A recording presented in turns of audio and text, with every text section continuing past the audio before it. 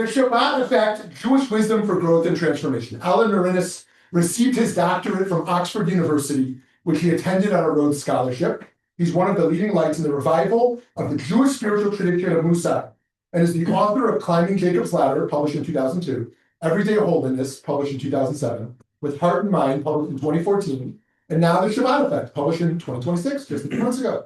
He's a student of Rabbi Yechiel Yitzchok Perr of blessed memory, and in 2004 founded the Mussar Institute, which has grown to become the world's leading provider of contemporary Mussar resources and instruction, offering courses, facilitator training, curricula for congregations and organizations, special events, speakers, and retreats.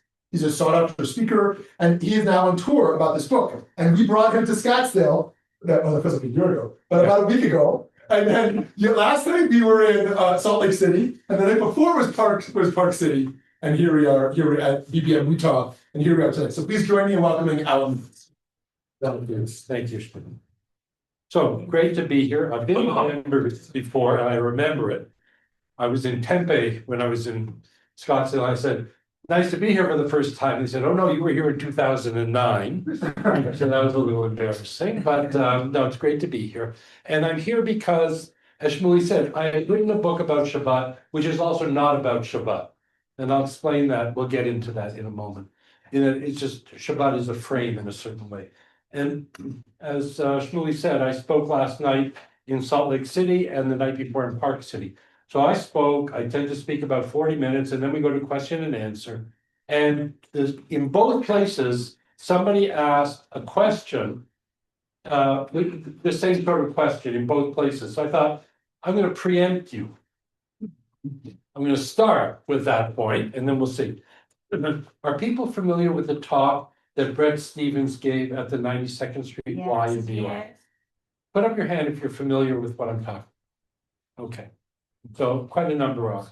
He is a journalist at the New York Times. He gave a talk at the 92nd Street Y earlier this month and created quite a reaction or ripple because of it. And so in both Salt Lake City and in Park City, that was where the question period began. I thought, okay, I'm going to address it first. But the difference is that between them asking the question and me now talking about it, I read, then I just answered the question, but now I actually went back to it. And it's a critique of some of the major things that are going on in the Jewish world right now, and a bit of a prescription for the future. And he really criticizes the entire focus and devotion of the Jewish world to fighting anti-Semitism. He had a whole critique of that, all the organizations and all the money and all the focus on fighting anti-Semitism within the Jewish world is a mistaken attention, because it is, in a sense, allowing the anti-Semites to define our activities and our organization.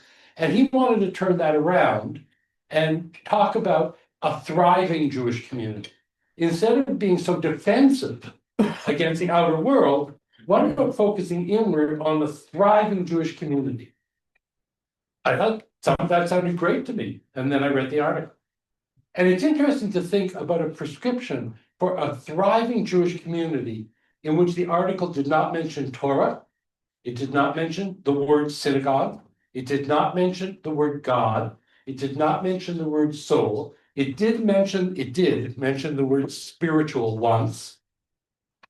And the Jewish day school. That's the only other thing that was actually practical. He said we should have more Jewish day schools. But as I was talking with Rabbi Goldberg earlier today, and he was saying, there was a moment when that might have been true, but now, is the demand there for more Jewish day schools? Like, if you reduce the tuition down to nothing, would you suddenly see that the schools were overflowing with students, or as the world moved on? What I saw in that, and I'm pointing out the focus of the idea that a thriving Jewish community does not need to have within the frame of reference Torah, God, soul, holiness. None of that showed up in there. Is the reality that both the problem and the prescription come out of the same paradigm. And that is a paradigm which has taken deep root in the Jewish world, in which the inner life of the individual is not at all a priority of the Jewish world. And that the world is about organizations and outward action. So he's got a critique of this form of organization and outward action, and he replaces it with another prescription of organization and outward action. This is, to me, such a good metaphor almost, or an icon for what has happened within the Jewish world in the second half of the 20th century and leaking on into this century as well, which is that really since the Holocaust, and not necessarily because of the Holocaust, but since the Second World War and in North America, the Jewish world really turned away from the life of the soul and became entirely focused on institution building, building schools. They were already building schools and being part of the entire culture, assimilating, pursuing affluence, higher education, professions, living in the neighborhoods. And I can really understand why that happened. Because if you think about it, in the pre-war period, obviously in Europe, but also in North America, there were tremendous restrictions on Jewish life and access to the goods of the country. So when do you think the last country club that excluded Jews was forced to take Jews? When do you think that happened in the United States?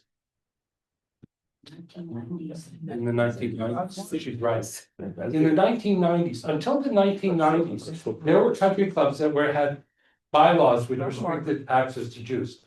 But prior to that, most of them did. And quotas in medical school, and quotas in dental school, and neighborhoods you couldn't live in, and swimming pools you couldn't swim in. Remember the old, this is a dar, so I'm going to try and get as many jokes in as I can. You know the old Groucho Marx joke when he was told he couldn't join the swimming club because he was Jewish? He said, "What about my son? He's only half Jewish. Can he go in up to his waist?" So I'll try and do better. So that was really the constriction of being a Jew was very, very tight. And then after the war, it opened up. And now you could go to any medical school you wanted if you had the grades. And you could go to any dental school, and you could live in any neighborhood, and you can join any country club eventually. I had a student, his name was Marshall Rausch. He was a state senator in North Carolina for 24 years. And he died last year at the age of 102.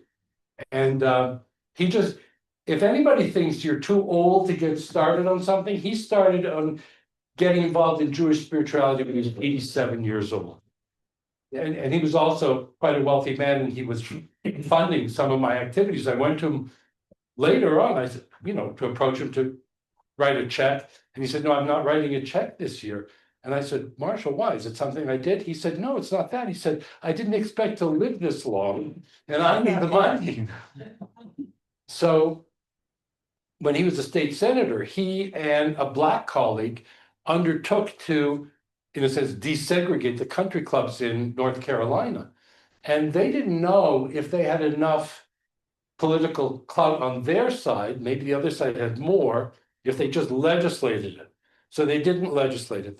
They said, you can continue to exclude Jews and blacks, but if you do, you can't have a liquor license. Which was very clever. Because what's the point of a country club if you can't drink? Golf? No, drinking is the, and so they all desegregated with that leverage that he was so proud when he told that story. He really thought it was one of his cleverest moments. In the pre-war period, and especially in Europe, there was a vibrant tradition, attention within the Jewish world to the spiritual life of the individual.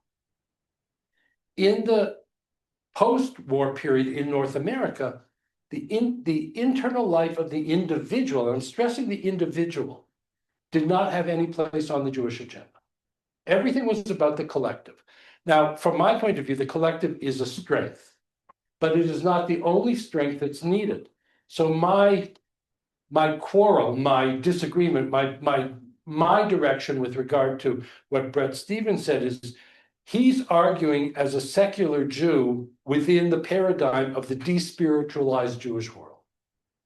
And I think we need a different paradigm. And in fact, I think the paradigm we need is an old paradigm, not a new paradigm. I think when we moved into the direction we've moved into, we lost so much. And it has become the case now. I'll give you two examples of this. That the notion of Jewish spirituality is so kind of alien to the Jewish world, which is bizarre, but it is. And so Jews who were in the 70s and 80s and 90s spiritual seekers, and I number myself among them, went to other traditions. And today, if you want to do a Buddhist meditation retreat, it is likely going to be led by somebody named Goldstein, Schwartz, Kornfeld, Salzburg, Burstein. I didn't make up any of those names. Those are all real people who are Jews, sometimes steeped in Judaism. Sylvia Burstein, who some of you may know, her husband, Seymour, who was my chavruta for a while, when he was a kid, he went to, in the Bronx, he went to Yeshivas Yisrael Salanter. Yisrael Salanter was the founder of the Mussar movement. And so Sylvia Burstein, this Buddhist meditation teacher, her husband went to Yeshiva Yisrael Salanter. It's just like such a crazy world. The other thing that you see is that because of this vacuum in regard to the inner life among us in the world that Bret Stephens is talking about, and also try to plot the future for, you see so much borrowing from other traditions, where people bring things into the Jewish world which are clearly not Jewish practices. They have roots in other traditions. They have no roots in the Jewish world. And they dress them up in tallis and tefillin, and they call them Jewish, like mindfulness practice, Buddhist, thoroughly Buddhist practice. You don't find it in the Jewish world. But it's because it's a vacuum.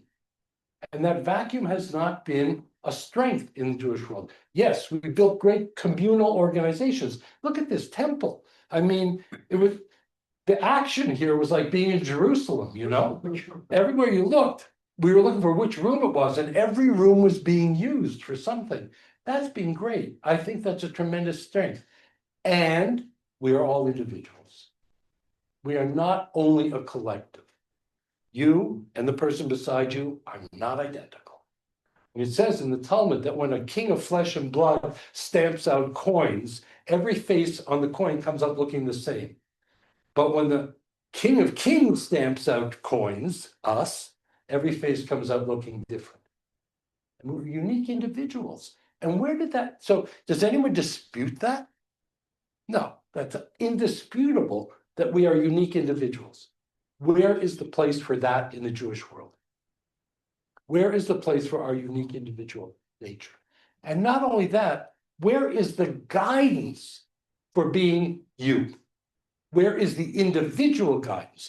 We may have general guidance. You get a sermon from the pulpit, you have books, and each of us is a unique soul on a personal spiritual journey. And in this life, if you don't have everybody has a guidance system. Everybody has values. Everybody has a sense of right and wrong. But where did you get yours from? And how personal is it to you?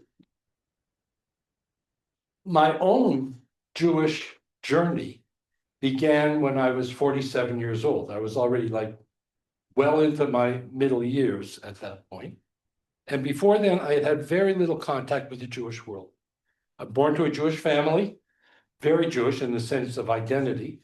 My parents were both born in Europe, spoke Yiddish as their first language. And I was raised in a very Yiddishy household, but no synagogue, no candles on Friday night, no. There was, the spirituality there was spirituality of the bones, you know? It was the things that just were so obviously right and wrong, but there was no sense of any connection to a tradition which might offer guidance for how to be a human being in the world. And I had had a very good run in my life until I was 47 years old. And when I was 47, I mean, Shmuley mentioned in the introduction that I have a doctorate from Oxford University. I was a Rhodes Scholar, et cetera, et cetera. And I've had a very successful life till I was 47 years old when I was running a company and the company collapsed. And it was an especially excruciating blow because I hadn't really had a failure until then.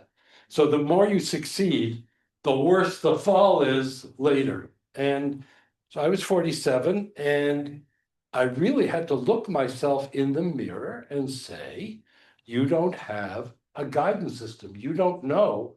You don't have any inner map for how you should be living. And I don't mean one that I've taken on like a cult. I mean principles for living or lessons learned by previous generations about things that are really advantageous and things that are disadvantageous. And, I knew I didn't have it. And so that's what kicked off my looking into the Jewish, because I said to myself, the Jews must have that. Jews couldn't have lived 4,000 years on responsive reading. It's just not possible. There must be more depth. And I was really looking for the needs of my own soul because I was devastated. And I needed to figure out how to lead my life personally in this world that I was in. So I was looking for something quite like what I'm talking about that Bret Stephens was not talking about, which is this idea of guidance for living as a human being through a Jewish frame. And I started reading, and eventually I stumbled on a book which had a chapter in it written by a historian on the Mussar movement, which took place in Eastern Europe in the 19th century. This was all news to me, complete news. Okay, quiz time. How many people here, put up your hand if you grew up in a Jewish household? How many people in those households heard the word Mussar growing up? 2. Or you can put up your hands too. So just a few. I mean, really a very small percentage. And yet, in the 19th century, there was a movement. And the movement had a leader in the 19th century. I mentioned his name already, Rabbi Yisrael Salanter. And then the movement kind of developed into 3 schools of Mussar. And each of those schools of Mussar had a primary teacher and many other teachers. And they had yeshivas and academies, and they were spread throughout Eastern Europe. And it was a very vibrant tradition of inner seeking, with the idea that, well, I'll again come to a story about that. That the purpose of a human life, this is a quote from one of the leaders of that group, the purpose of a human life is to purify and elevate the soul. Rabbi Yechiel Levenstein, who was the mashgiach of the Mir Yeshiva. The purpose of a human life is to purify and elevate the soul. His predecessor, who was Rabbi Yerucham Levovitz, I did a course once called Meet Your Spiritual Lineage, because this is our spiritual lineage. These people I'm talking about, you might not have heard about, but I'm talking about late 19th century, early 20th century, not ancient history. These were people who were very much like people I see around me and that I kind of identify and am drawn to, who are looking into the inner life and saying, we live from the inside out. And as Rabbi Levenstein said, the purpose of a human life is to purify and elevate the soul. All the context in which we're doing that is just our personal laboratory. You're a teacher. In teaching, you have the opportunity to purify and elevate the soul. You're a doctor. You're a housekeeper. You're a taxi driver. Doesn't matter. It's all the same. It's all just the context of your life. What the Mussar teachers of the 19th century identified was that the thing that stands in the way of that's a lovely idea, purify and elevate the soul. Okay, let's go. Everybody up? No, we go. Not so easy, because we all come into the world with inner qualities that are a challenge for us. They're very often a challenge for the other people we live with too, but they are our challenge in terms of elevating ourselves. So they Now, I should say that in creating the Mussar movement in the 19th century, they were basing it on 900 years of prior investigation within the Jewish world into your and my inner life. This was not something they originated in the 19th century. The idea of a movement was new, but they were drawing on books that had been written every century going back to the 10th. In the 10th century, you have Saadia Gaon writing about the inner life. In the 11th century, you have Bahia ibn Pakuda in Spain publishing a book called Duties of the Heart, focused in every century since then, going right up to the 21st century. Within this tradition, there was accumulating wisdom and insight through a Jewish frame, through a Jewish lens, into your inner life.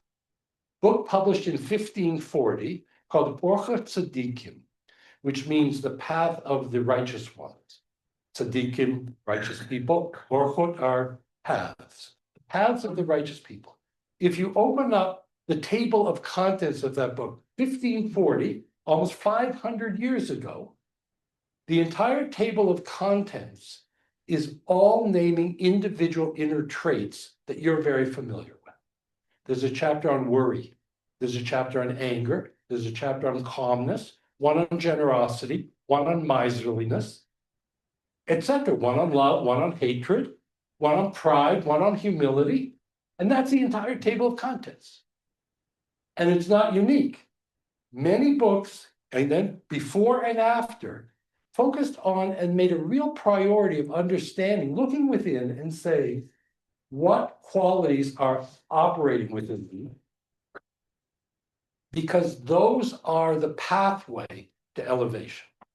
Those are what hold you down, and that's what you have the capacity to climb up. Everybody has all the same inner traits. You know, the Christians have an idea of the 7 deadly sins, not a Jewish idea. And you know it, because I'm going to ask you a question. Because one of the deadly sins is envy, right? And it says in the Talmud, Kinat Sofrim Tarbe Chochma, that the envy of the scholars increases wisdom. Why? What's the positive side of envy? Hunger. Hunger, working hard, motivation, right? Because you look at someone else, you say, that person's accomplished something. Why haven't I? Why? That person motivates me. That person, I'm envious of them. There's an envy quality in that, but I turn it around onto myself and say, I could work harder. I have a hunger to succeed. So it's not a deadly sin. And the same is true about anger. Now, anger has a lot of fire in it, but if you were looking at, or somebody was looking at a situation of absolute injustice, would it be a good thing to not feel angry, to feel calm and have equanimity about something so enraging in the world? I'd say no. I think anger has its place. And so this is the Jewish view. This got really worked out in this, what I call my 1,100-year-old R&D department, because I also say I take pride in the fact that nothing I teach is my own. My goal is not that you should hear me and say, oh, he's my teacher.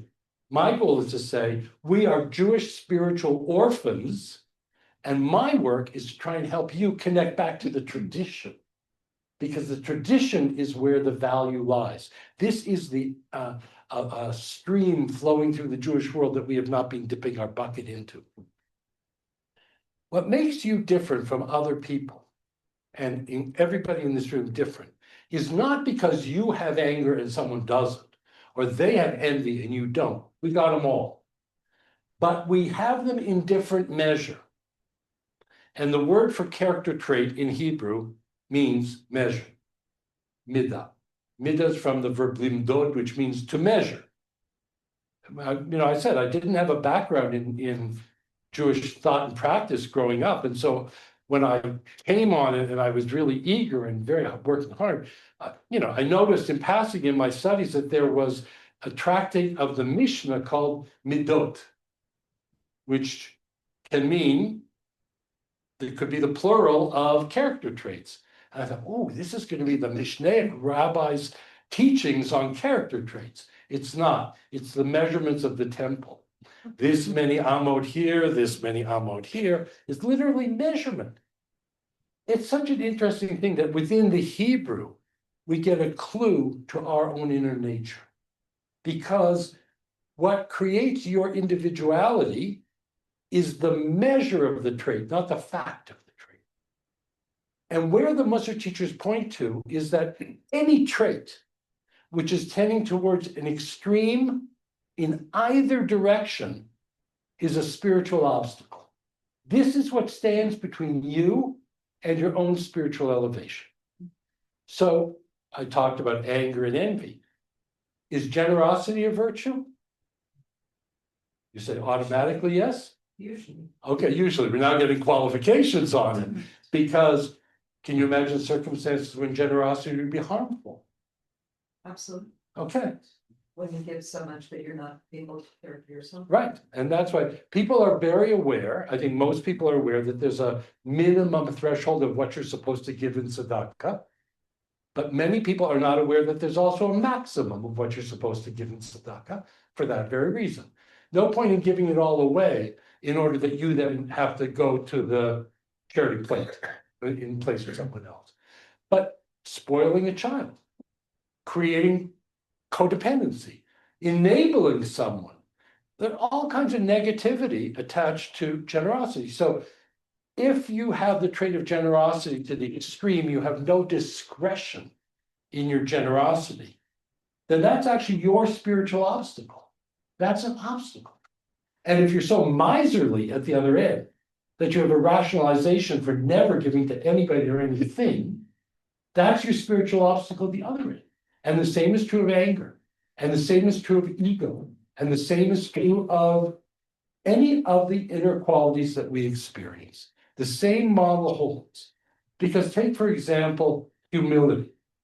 Again, in the Christian model, and we've imbibed the Christian model because of the world we live in, humility is seen to be equated to meekness and diffidence, and it's praised, and it means shrinking down to be as small as you can be.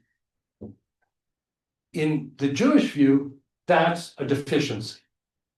To be that self-denying is a deficiency. Who was in the Torah the most humble person on the face of the earth? Moshe. Moshe. How do you figure that into a definition of humility?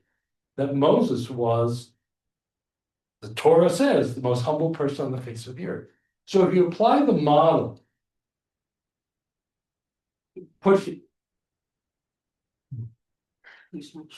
I'll write it with a chocolate chip. I'm afraid if that's not a, Expo. It looks like an expo. it looks like the right time. Yeah, And if this doesn't come off here, you won't tell us, right? it'll come off. There are ways. Yeah, you can use alcohol. No, that one's worse. This one's worse? Yeah, Okay, let's go. yeah. So if you imagine this is the range. So let's say, and it could be any inner trait. I'm just going to use ego because we were just talking about humility. So these are the two extremes, okay? And then there's two marks here. Okay, where would humility fit? And I'll answer the question because I appreciate that the Jewish view of the inner life has not been shared with most of us, so why would you know? I would put humility here because there is something more extreme than humility. Self-deprecation, negativity towards yourself, really seeing yourself as a shmata. Put an S for shmata. Oh no, I'm afraid of what's coming out here. Okay, and on this end, it's not that hard to say, what goes to the opposite extreme of a shmata is arrogance. Somebody who's arrogant, it's on the scale of ego, but they've gone to the extreme. They're saying, I am so big and better and good, and I am by far, the best. I'm the king of the world. Here, okay, it's related to, you could even say pride, because there is a positive side to pride, but I put SE there because of self-esteem. There's a book that was written by a rabbi in Israel, and it's written in English, called Mussar for Moderns. And he has a chapter on humility there. He works through his whole argument on humility and gets to the point of saying humility, and then there's an equal sign, and then it's a self-esteem. Because arrogance is obviously an extreme and negative. Self-deprecation is extreme and negative. Why? They're both not true. They're both false. If you base your way of being in the world on a falsehood, it says in the Talmud, Sheker ein lo raglayim, that falsehood has no legs, doesn't exist. In here, in this range, you have a way of being that will not be a spiritual obstacle to you. And so all of us have some traits tending to one extreme or the other. Not the same ones. Some people are patient, some people are impatient, some people can't tell the truth no matter what. Some people are very truthful, and so on through all the traits. And when your traits are calibrated towards this middle, then they are no longer a spiritual obstacle. If you see this paradigm and you understand it, then you'll look inward and you'll see that I do tend to be impatient, excessive. My reflexive response to any delay is impatience. Whatever it is, that whole notion of looking within yourself and examining your behavior and examining your life experience to see what is my curriculum. It's a curriculum. It's not a fault. It's not a flaw. It's what you've been assigned to work on in this life. And we all have the curriculum, our own personal individual curriculum. So Judaism believes very firmly, unlike some other world religions and spiritual traditions, that we can change. We can change. Just because you are such in a certain way at this moment in time has no bearing on your potential. You can change. And my proof of that is Rosh Hashanah and Yom Kippur. Because Rosh Hashanah and Yom Kippur are all about change. They're all about regret for what you did and conviction and commitment to improve and do better next time.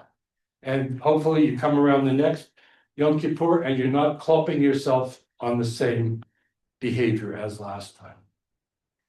If you realize that life comes with a curriculum, you have a completely different perspective on yourself and the people you live with. Because instead of them just being annoying, you now see what they have to work on. And the same for yourself. So if you're impatient, and we live in an impatient world, and you recognize it's a curriculum, you can develop patience. With practice and with persistence, you can become patient. I know, I can speak from my own experience. I'm a much more patient person than I used to be because I've worked on it. If you don't recognize it as a curriculum, and you don't work on it, you just keep getting the same test over and over and over again. And you will continue to run into long lineups everywhere you go. It's kind of mysterious how that gets choreographed, don't you think? Only the impatient people run into long lineups. How does that work out like that? Could it be subjective? And then you not only run into long lineups, you're not responsible for your inner feelings, meaning I'm not impatient, you're too slow. And so you don't grow. And you don't purify and elevate the soul, as Wittgenstein said. So there's a paradigm here. that is being worked out for at least 1,100 years within the Jewish world. And each of the inner traits has a specifically Jewish take on it. I've been talking about patience. I'm going to present two ideas. You tell me which one is right as a definition of patience. Patience is that you're in a situation in which you're being held up, your agenda is being thwarted, and you can't get ahead with what you're trying to do, and you're fine with that. Like you're not getting agitated, you have equanimity as long as it takes for that freight train to pass at the level crossing, it's fine. You'll wait. Or is patience that you get really agitated and you want to kill somebody, but you don't? Is that what patience is? So which is it? Is it like unlimited equanimity or is it self-restraint? Self-restraint. You say self-restraint? I think it's both. Both? That's why I said. You said both? Yeah. Okay, what do you think the Jewish view is of? Well, what's the Hebrew word for patience? The one word in Hebrew that you have no use for in Israel. No value whatsoever.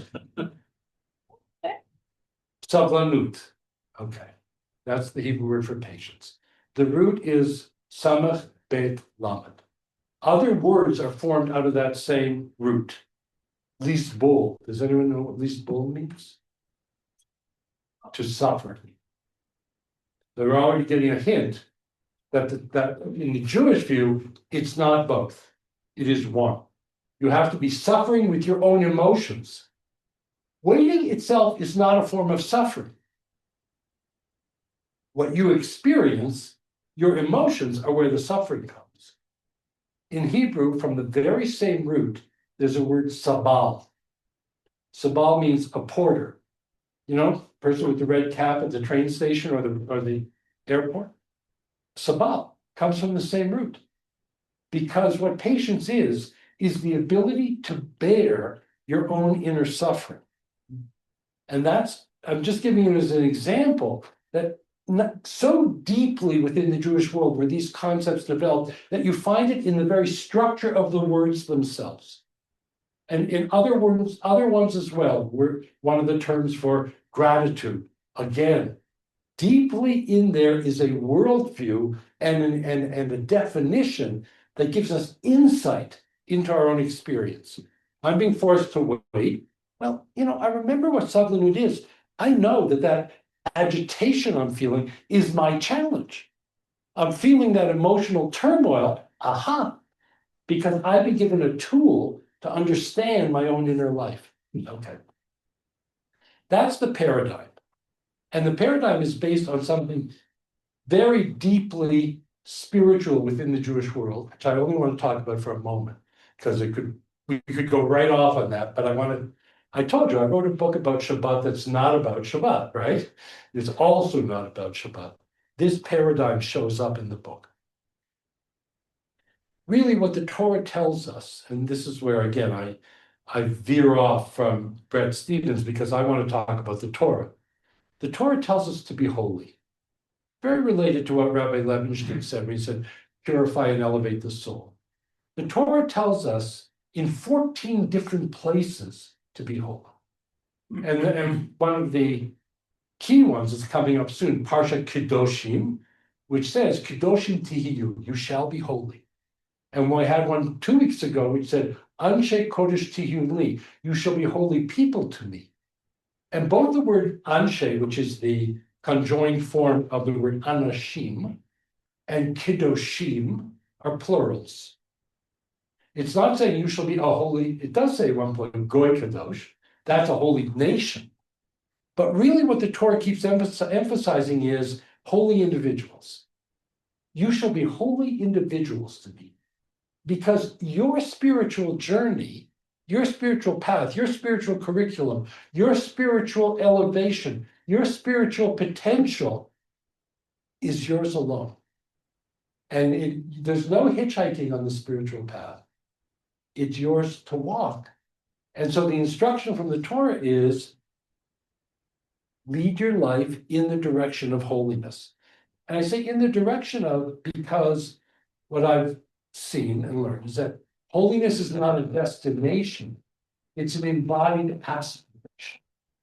It's not somewhere you get to and go, wow, what a climb that was.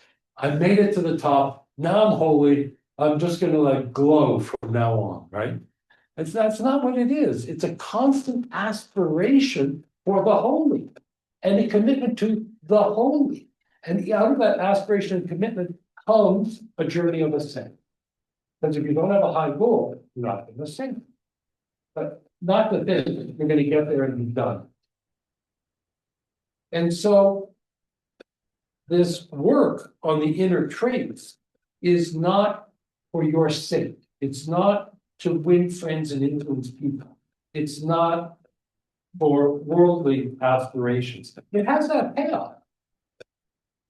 You know, people like patient people more than they like image, right? People like generous people more than they like misers. People like compassionate people more than cruel people. So there's a payoff in the worldly sense, but the goal is spiritual. The goal is something that is, you know, it even sounds weird in my own ears. I have to force myself in a certain way to talk about holiness because it is really such an alien concept to our ordinary discourse, what we look at, what we talk about, what we're concerned about. You know, did you go out for lunch today? You have a nice conversation about holiness with someone? It's unlikely. It happened. I got nailed in another talk where I said, anybody here have a conversation about holiness today? The 3 people put up their hand. Now, I had a funny experience. There's a Jewish day school in Boston called Ghana Academy. And they are a very advanced Jewish day school, and they have a lot of focus on Mussar and character traits, midot, and character development. And I got invited to a talk to their graduating class for the convocation. And I thought, you know what, they're already onto this character thing. I'm going to boot it up one level. I'm going to talk to them about holiness. So I titled my talk, What's More Important Than Character? I like that title because it can be read 2 ways. Rhetorically, what's more important than character? Or what's more important than character as an actual question? And so I was ready to, like, you know, they were already so sold on this character idea. I was going to boot it up into the spiritual. And before I spoke, they had the valedictorian, the 12th grade young woman who spoke. What did she speak about? Holiness. Her entire talk was about holiness. I, meanwhile, was sitting on the stage having an experience of humility and a little bit of fear and a little bit of cold sweat because they were going to call on me and she just gave my talk.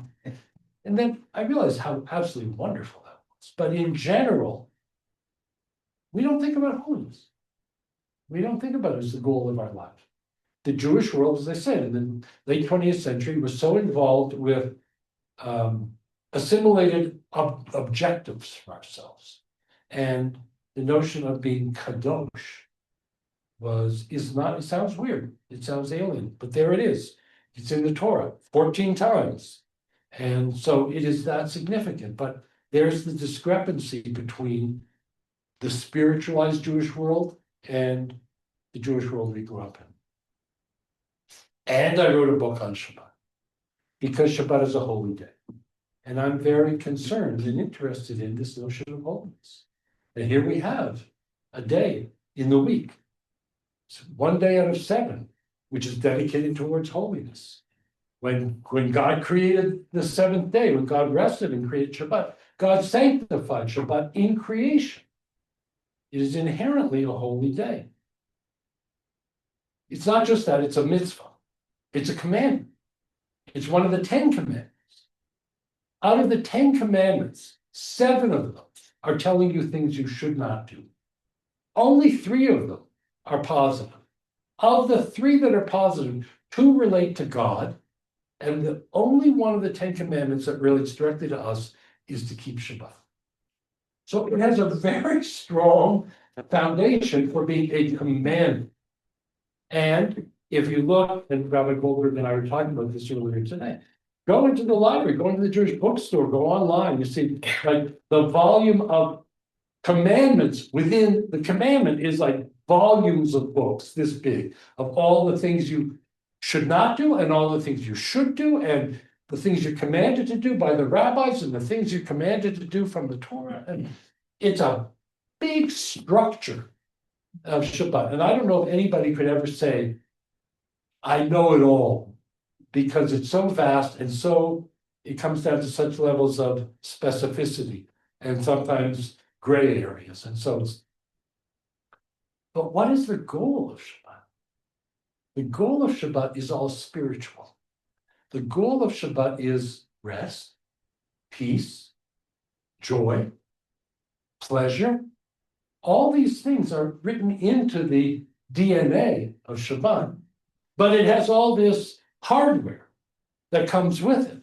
And that got me really thinking about something, which is that, and this is what I'm working towards wrapping up. So in case you're thinking, I remember somebody saying, somebody asked their rabbi, they said, look, Rabbi, you give a Dvar Torah on Shabbat morning, it takes 25 minutes. And the Reform rabbi down the road, it only takes 10 minutes. Why is that? He said, well, you see, the rabbi makes up the Dvar Torah on the way to shul. I walk, it takes me 25 minutes. The Reform rabbi drives, it only takes him 10 minutes. So now I live in Vancouver, British Columbia, so you might think you're here for the long haul, right? You might get a, but I'm not. I'm going to wrap up shortly. What I really pondered enough to want to write a book about was the relationship between religion and spirituality in the Jewish world. Because there are people who see Judaism as a religion of rules and regulations. And I've run into those people. And on the other hand, you find people for whom it is just a matter of spiritual experience. And people say, I'm spiritual, but I'm not religious. And, I get my spirituality on the ski slope, walking by the ocean, in the forest. That's when I go and speak to God. I have no time for organized religion. So you have these two sides. You have the religious side, which is structured and obligatory, spoken in the language of commandment and sin. And on the other side, you have spiritual experience and moments of transcendence. And I began to see, now remember, my teacher, Rabbi Perr, who taught me a lot, I went to study with him in the yeshiva when I was 49 years old. And if you know, the average age of a yeshiva student is about 17. So I kind of stood out, you might say. When I went there, I thought I was clean shaven at the time. I thought, maybe I should grow a beard. And I thought, right, that'll fool them. Right. So, and I said, I really, it's very hard for me to be here because these 17-year-old boys have all this technology down, and I don't know what I'm doing, and I'm fumbling. And he said, you have a certain advantage as well because you have life experience and you see things the way somebody who's born into it doesn't see things. And it's true. And I examine and I investigate and I think about it. And I began to see that the holistic structure of Judaism is to bring together the religious and the spiritual, and to create a way of living that is not just spiritual experience, like you get on the ski slope or wherever you might get it, but to have a spiritual life. And a spiritual life is not all high moments. Going to a Shiva house might be part of a spiritual life. Giving charity and maybe feeling it a bit might be part of it. Doing kind deeds. Somebody once said, I remember who it was too. He defined chesed, kindness. He said, if you're walking along the sidewalk and somebody beside you is carrying a heavy box and you offer to help them, that's not chesed. That's not kindness. That just means you're not an evil person. You're not a Rash. If you see them walking in the opposite direction and then you offer to help them, that's an act of chesed. He was being hyperbolic. But Shabbat is this interesting combination of religious structure and spiritual goals, which are, I think, for all of us, very easy spiritual goals to embrace. peace, rest, trust, pleasure, joy, sufficiency, sense of completion, sense of satisfaction, satiation. And I began to wonder, what's the relationship between those two things? What's the relationship between the spiritual outcome and the religious structure?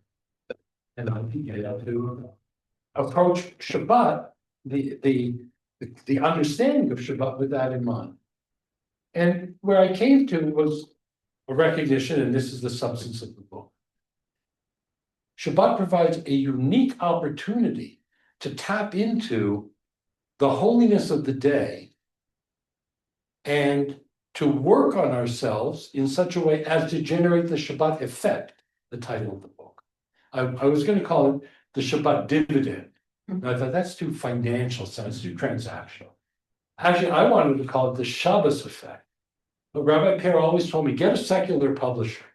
And they wanted to call it the Sabbath effect. So we met in the middle. It's the Shabbat effect. And all those lovely qualities that are there to be embraced on Shabbat require that the things that are rules about Shabbat, that they be put into play. Because if you're on your cell phone, or you're shopping, or you're checking the news, or getting involved in political discussions, or if your life on the seventh day is the same as your life on the 6 other days, why would it be holy? Why would you expect that that space would have been opened up for something different? And so instead, by clearing the deck, and then with conscious intent, working on peacefulness, working on rest. Imagine that, working on rest. It sounds like a contradiction in terms, except we are addicted to activity and productivity, then you do have to work on rest. You do have to discipline your rest, or else you won't rest. Joy, another subject very interesting to look into. What's the Jewish view of the difference between happiness and joy? And I talk about that in the book. Shabbat is just an amazing opportunity to cultivate these inner qualities along the lines of the paradigm. It's an amazing workshop which has its effect the other 6 days of the week. I'm going to tell you one story, and then I'm going to give you a metaphor, and then I'm going to stop. When my wife and I, it was my journey. She got schlepped along. It was my business that collapsed. She got schlepped along. But I wanted to have more of a Shabbat in our house. We had not grown up. We had not had a Shabbat in the earlier years up to then. So we decided, where would we start? Kind of obvious. We would light candles on Friday night, and I would stumble through Kiddush, and we'd make motzi. And when did we light candles? My wife is a now retired physician, so she would see patients all day. And then she would, after her work, write up the charts. In those days, you actually wrote the chart. Nobody does that anymore. Now they either dictate or they, I don't know if you've gone to a doctor, it happens to me. The doctor's talking to you, but typing into their keyboard at the same time. It's like, really weird. She felt that she could not enter the special environment, the special atmosphere of Shabbat until her work was done. So she would finish her charting, then we would light Shabbos candles. Maybe an hour and a half after sundown, maybe half an hour after sundown, maybe 45 minutes, maybe before sundown. It's like, that wasn't what was governing the lighting of Shabbat. The candles, what was governing the lighting of the candles was that she had finished her work. And at a certain point, I said to her, Beth, this is nuts. This is truly nuts. It's backwards. It's right on its head. Because the time of sundown is determined by the sun and the rotation of the earth and the stars in the sky. And we are just being brought into that place of appreciation of our place in the cosmos. And we're aligning our human life to these vast spheres that we're part of. And the way we're doing it is backwards. Our human life is determining what we do rather than aligning ourselves to these gigantic cosmic systems and patterns that we're part of. It makes sense that it has to be aligned to the season, lighting it earlier in the summer and later in the winter. No, I got that. Earlier in the winter and later in the summer. Because the season has changed and we're aligning with the season. So what came out of that was a lot of tension in the household. Yeah, she didn't like that. She didn't because she wasn't relaxed until she'd written all her charts. And then we took it the next step, which is to say, well, you need to be finished in order to let go. Wouldn't it be better if you just learned how to let go? Isn't that something that would be a gift in your life? To be able to say, my work does not dominate me, my values and my priorities dominate my work, that I can put it down. And that's what happened. And it's been, as I said, a great learning and a great gift in her life and in mine. That ability to call a halt to something because you decide to call a halt, not because you're in a compulsive pattern. It's a great thing. Our world runs on compulsion and addiction, and phones especially are programmed to be addictive. There's a lawsuit going on right now against some of the big social media companies because they programmed addictiveness into and they aim specifically at children, not children, but youth. That's the Shabbat effect, because once you learn that on Shabbat and you develop that ability to open and let go, or to rest, or to be peaceful, or to be joyful, when sundown happens on Saturday night, you don't forget that lesson. It becomes so much a part of who you are that that's the Shabbat effect. So I said I'd leave with a metaphor. So I was working on this, and I realized that, we make Kiddush on Friday night, where we bless the wine. And I said, look at that. I said, clearly the priority is the wine. How do you know? Because the blessing only mentions the wine. You have to lift a cup. Cup doesn't get any play in the blessing at all. The cup is completely overlooked. But there's a great deal of attention given by the rabbis to what this cup is meant to be like. If under only the most extreme circumstances could you use a cup of disposable cup. Some rabbis outlaw it completely, but if you have nothing else, it's better than not making kiddush. But in general, you need a firm cup. You need it, not because it's the priority. The priority is the wine. And the wine is a very interesting substance. It's a transformed substance. Grape juice is really looked down upon. Again, if you don't have wine or you have health reasons, grape juice is fine. But that's not the ideal. The ideal is a transformed substance, which itself has spiritual qualities. And those spiritual qualities include pleasure. Fine wine, I think it's one of the proofs of God, that there is a God, because I grew up in a world of Manischewitz and Mogen David. And now there is such fine wine. I was in Oklahoma and I was invited to a conference at the University of Oklahoma, and this relates to Brett Stevens as well. It was at the Institute for Human Flourishing. Can you imagine there's an institute at the University of Oklahoma called the Institute for the Study of Human Flourishing? And there is. And they hosted a conference, and the title of the conference was Humility. And then they published the Oxford University Press published the proceedings of the conference. The book is called. Anyway, I went into the store. I was there over Shabbos. I went into the liquor store, the wine store in Oklahoma City, where there was no minyan. There wasn't even a Shabbat. That's how God-forsaken Oklahoma City is. And I thought, I have no hope of finding a kosher wine in this. And they had 6 Israeli wines. And I thought, who's buying these? Anyway, that's not a real question. That's a question. The cup is the religious form. The goal is the spiritual. The ikar, the most important thing, Because the bracha tells you that. The bracha tells you it's about the wine. It transforms consciousness. We even call it spirits. Alcohol is spirits. But you need the cup. Can you imagine someone takes the bottle and then makes the bracha? No, it seems impossible. Or puts a straw. It's funny because it's absurd. It's so off base. And even a disposable cup isn't firm enough. If the cup is cracked, not usable. It has to be a firm vessel. And the same is true of our spirituality. Without a vessel, it just dribbles away. You have that wonderful high moment on the slopes or wherever you get your spiritual experiences. But if there isn't a vessel to hold it, it just dribbles away. And you're the same person as you were.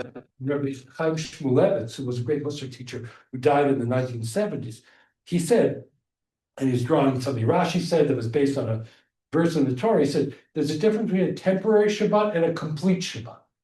A temporary Shabbat is when you go in on Friday night and you come out on Saturday night and you're exactly the same person as you were. He said, that's not what a complete Shabbat is. A complete Shabbat is at the end on Saturday night, you have changed. Maybe only a little, maybe only a degree, but you're not the same person exactly as you used to be. And that's what happens when it doesn't dribble away. It has that Shabbat effect. So I wrote that into the book. And a friend of mine who's a more senior writer than me, he told me when I was first writing, he said, don't expect that the book will at some point be finished. He said, a writer never finishes their book, just at some point they abandon it. And so I abandoned mine last year and it got published in November. And then I had all these other ideas because I realized making Kiddush is not the first ritual of Friday night. What's the first ritual? Lighting candles. And look at that, it's exactly the same. The structure of the candle and the flame is the same as the cup and the wine because the candle is just a lump of wax with a string, right? And it's inert. It's just the same as an empty cup. It's just material. It's just form, surah. And then you've got this dancing light. You've got this dancing flame. But if you don't light the candle, that flame is going to go out very shortly. If you light the candle, now you can make the bracha. Because the bracha is on lahadlik ner. It's on the lighting of the candle. When the form comes together with the spirit and gives you illumination that's lasting. I didn't make any of that up. Like that's not even an interpretation, that's a description. And I found it really remarkable that both in Kiddush and in lighting candles, you can see a message being passed down for millennia about the importance of having a structure, a spiritual practice, rules, behavioral form, but the point is spiritual elevation. The point is the illuminated flame. The point is the wine. The point is to purify and elevate the soul. The point is holiness. Our Jewish lives are like, they have the potential to be cups. They can be vessels. If all they are is vessels, I do this mitzvah, this mitzvah, this mitzvah, this mitzvah, I put this chumrah on this one, chumrah on this one, chumrah on this one. Frumkeit. The Mussar teachers were down on frumkeit. To be frum is to be really pious and really, really observant. Rabbi Shlomo Wolbe, who was a great Mussar teacher, died in 2005. He said, frumkeit is only one letter away from krumkeit. Krumkeit in Yiddish means crooked, twisted, distorted. And I'll just close by quoting Rav Aaron Kotler, who was the Rebbe of my Rebbe, Rabbi Perr. And he founded the Lakewood Yeshiva. He said it in Yiddish, of course, I'm not even going to try that. My parents made sure I didn't know Yiddish. That's so they could talk to each other. He said, frumkeit is for a galech. A galech is a priest. He said, for a Yid, it's ehrlichkeit. Ehrlichkeit means refinement. It's exactly what we're talking about. We're talking about refining the inner life. Refining it and refining it and refining it. And that act of refining is the act of ascent, and it is the act of pursuing holiness. Shabbat Shalom. Now I can see why the book is about Shabbat and it's also about. Okay, any questions or comments?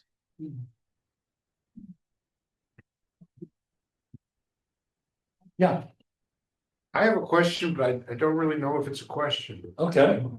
If you stop me, it's a question. You say that through a Jewish frame. Yeah, What is that frame? well, I gave the example of Siblanut. Like it's right into the language sometimes.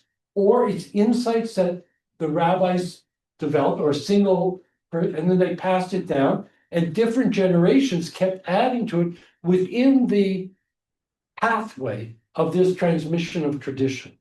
And so you end up with a kind of accumulated understanding. You know, I began by talking about anti-Semitism. And nobody says the Jews are stupid, and the anti-Semites are included. They think the Jews are very smart. They think we're smarter than we do, because they think we run the world, and we know how much trouble we are running a synagogue. And so, but we all agree that the Jews are smart. Because we are smart people, it wouldn't pass down from generation to generation unless the prior generation found it useful and valuable. And then they added to it and they added to it. Every single one of the inner traits had, and especially, or not especially, but including within the language, has insights into our inner nature that were developed within the Jewish world. The raw material is universal. In other words, there's no such thing as Indonesian anger versus Jewish anger versus Icelandic anger. Humans, they get angry. Humans, they know kindness. Humans, they can be miserly or generous. Universe. But the framework within which to see it, and especially in relation to how it ties into a life mission, there's a specific Jewish path to that. And that is just because it got developed within the Jewish world as our own insights into that. So one of the theologies that's animated my Shabbat practice, since I heard it from my teacher, Rabbi Yechiel Yitzchok Perr, has been the idea that 6 days of the week we focus on a broken world to repair it. And one day a week we set up an illusion that the world is perfect already. Don't say illusion, say we operate as if. Good. That's what good, Rashi says. good. We operate as if the world would. Good. So that speaks to me in looking at outer life. And I wonder if in inner life, we can think of 6 days of the week, we're a little bit of a broken vessel that we're working on. And one day of the week, we're almost perfect. We're godly beings. I wonder if that fits with your framework, or if, like, how would you think about the Mussar work of Shabbat traits differently from the traits of the weekday? Yeah, I think that in a certain way, the process is the same, because a lot of it has to do with introspection and looking at yourself as you go.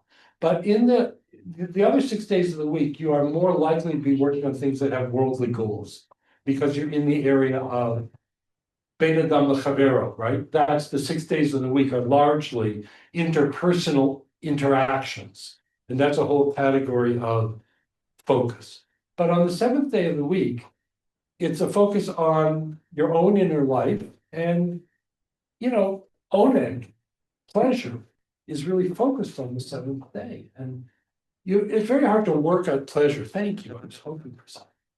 You can't, a lot of the things that are there for Shabbat that you develop in yourself are there because you clear other things out of it. It's hard to work on rest. I made that comment earlier, but hard to work on joy.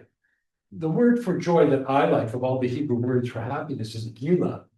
And gila comes from the Hebrew root, gal, which means wave.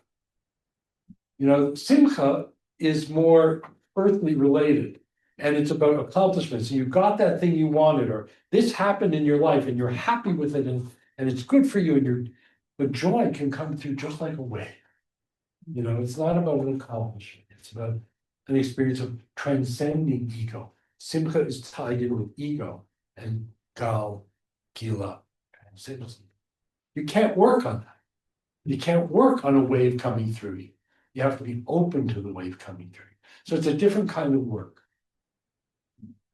A lot of it is letting go. Like there's a whole chapter in the book on histapkut, which literally means like sufficiency.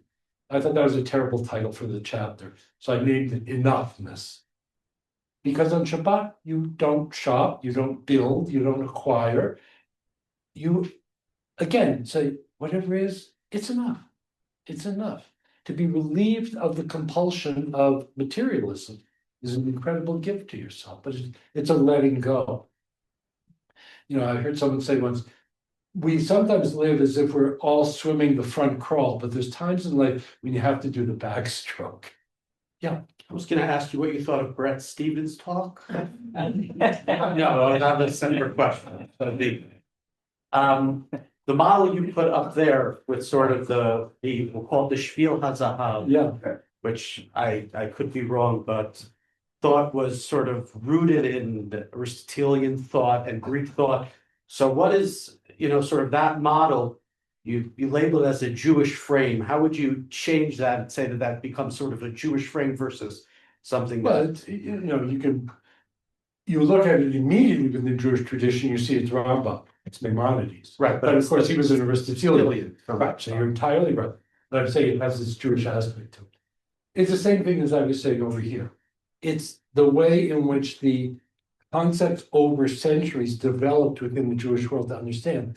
Because I put up, whoops, I remember putting up, what happened? Did it go away by itself? Still see it. We can see it. We got you the Shabbos mark. That's interesting. Each of those terms that are up there have a different sensibility within the Jewish world. I just wrote the English words for ease. But if you start looking into anava, humility, you'll see that in the Talmud, it credits the humility of a rabbi for the destruction of the temple. And so then you have to say, well, and then we already talked about the most humble person on the face of the earth was our greatest prophet and leader. So that those understandings, and I'm not explaining them, it says that a person who sits in the same place in the synagogue every time, that's a humble person. So, and that's Talmud. So we're going back, 1,800 years, 1600. So those understandings evolve, and the raw material is universal. The raw material is not Jewish, but the understanding of humility, we have our understanding of humility, and it's different from the Christian understanding. When I was at that conference in Oklahoma, I was the only one from a religious background. Everybody else was a psychologist, a philosopher, or from a business school, because humility is a big topic in terms of leadership. Ego, leaders, question mark.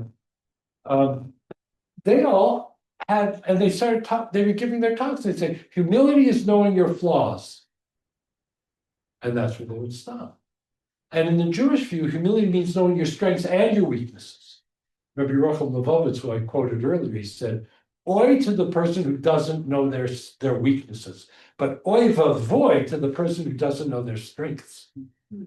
So we got into this shtick in the conference where people would give their talk and say, as you know, humility is about knowing your weaknesses. And I, from the audience, would say, and your strengths. And then the next speaker was, and I had this shtick running. And then it got to the point where the other people were saying it. And then, because I was making a point that it's about accuracy. That's what I said. Arrogance is false. You're not so great. Ich bin ein Gurnish, I am a nothing, it's also false at the other end of the extreme. They're false. So there's no truth in that. Strength and weakness, that's true. So everyone got into it. And then when they published the book, they put my article first because it had the balance. And I thought it was just a validation that there are Jewish understandings that not necessarily other traditions will hold. They evolved within our world to help us understand. Can I give one last question? Follow Jewish wisdom. One last question? Okay, go. I'll ask one, yeah. So I actually have a wife who's a physician in a very similar situation to you, where as I've tried to drag, us into orientation with the universe, as you said, Yeah. she says, well, just one more note, right? There's Right. sort of that tension. We have 2 young kids, 2 Yeah. dogs, lots of chaos. Yeah. It's very hard to break that and to break all the incentives. And when I think about taking back, some of this wisdom from your talk and bringing it home, it's going to be, well, that's nice, but it's not practical to some extent. It's not to disparage my wife, but rather to say, there are lots of competing factors, and to just sort of say, have better values or have different values, it's really hard. So are there stepping stones Well- that you found effective to get from point A to point B? It's interesting the point you make about just have better values. In modern Hebrew, the word mussar means ethics in a secular sense of just ethics, being good, just doing right and wrong. And in the Jewish world, mussar has a spiritual sense and brings in all types of things I was talking about. And that shows up in other words as well, like bitachon, which means trusting God. But it also misrada bitachon is the security office at the mall. The having a higher goal makes sense of the ethics. If you set out to be good, just to be good, you really have no motivation because there's no goal in that. If you have to be good in order to be holy, now you're motivated. Now there's a higher aspiration, which makes sense of the lower goal. And I don't, I think it'll be different for different people, what motivates. But I think it's important to look for a motivating factor at a different level from the behavioral. The behavior takes place at this level because it's a contribution to the higher goal, which can be embraced, and then it makes sense. And I have to say, I am a living, walking example of having failed at that. Because, as I said, when we went down this road, there was a lot of conflict. I was very unskillful. Eventually, we aligned. We aligned with each other. We aligned with the clock. We aligned with the sun and the moon and the heavenly bodies. And so, So I before or wouldn't after have been- retirement? what? Was that before or after retirement though? No, that was way before retirement. Now we were hot into it. To the work, like 2 kids, a dog, a mortgage, your situation is very familiar. But I was fumbling on my own in that sense, and I have learned things that I'm just passing on to you. When I was studying at the beginning with Rabbi Perr, and I was learning so much, and it was so valuable to me, it was changing my life. And I said to him, everybody around me doesn't know anything about this. I said, I'm thinking of writing a book. That was Climbing Jacob's Ladder. And he said, you're thinking of writing a book. You're obligated to write a book. That's what he said. Because when as I said, I didn't make up any of this. Like, this is what our tradition had passed on. I'm passing it on. And then you have the advantage of now having a framework to give an understanding and a motivation to something like lighting a candle at a certain time fits into a much larger worldview in which you're on a personal spiritual journey toward holiness. And this is just a piece of it along that way. Very nice. Thank you so much, Alan. Thank you again for this talk, and thank you, Campbell Manuel, for hosting.